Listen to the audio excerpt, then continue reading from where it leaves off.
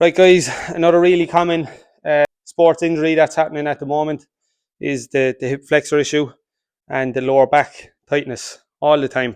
You're constantly stretching or being told to do strengthening exercises when you go maybe to get treatment at your local club, and they're doing their best, but the naivety in it is that we're again not looking at the full body structure, and sometimes we're not looking at the energetic side of things.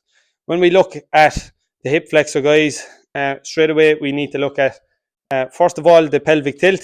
Are we constantly in that anterior tilt all the time? That's tightening the lower back, and we're getting that pull at the front. So are we training always in that anterior tilt? Are you always doing your max effort lifts? If so, then maybe it's a programming issue, and we need to look at that.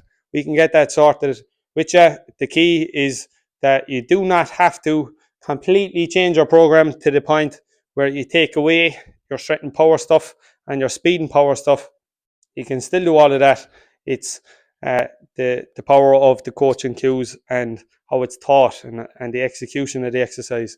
Again, when we go beyond that, if the issue is not at the pelvic tilt, are we looking from below? Okay, so again, I spoke a lot about looking from above. We look at the different chains that we speak about, and we're talking about the base of the skull. But are we ever looking at the feet? So when we look at the feet, right, if you're a massive overthinker, are you ever after breaking any of the bones in the feet? Do the bones in the feet move effectively? And when we think about it, if there's a baby and they're first starting to walk, if you look at them, they can walk on any surface, guys, because they're purely relaxed. The bones have not too much tension. So again, when they almost walk on stones, the bones move nice and fluidly.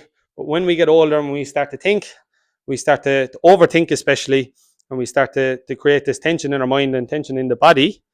Again, we start to hold the breath as we're speaking.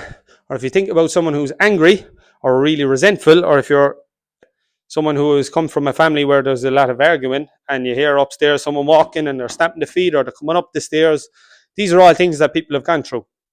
And these are the conversations that we end up having with people. And again, when you clear the tension of the body, and we've done treatments to the roof of the mouth, which have also been a massive help to this. And then on top of that, you do your rehab exercises, and we incorporate that into your training. And then we fully treat the root cause, and again, still incorporate the rehab. So again, you look at the energetic side of stuff. If you're that resentful person, or if you're that angry person who's high adrenaline, so that absolute lunatic who cannot switch off and is constantly on the go, who's constantly literally in that fight or flight state, all the psoas muscles, guys, they are very, very highly linked to high adrenaline individuals. So when you go into that fight or flight state and you get that belt of adrenaline, again, those flexors of the body, especially in and around that hip flexor area, again, will really, really tighten. So if we look at the body as a whole, which one is you? If you can relate to any part of this, okay, please get in touch. We may have to have a conversation where it's an energetic sense. We can do that. This is absolutely something that we work with people. And again, whether you're an athlete or whether you're not an athlete, obviously we work with loads of athletes, guys, especially in the soccer world. But again, with the other sports, these are all things that are really, really common.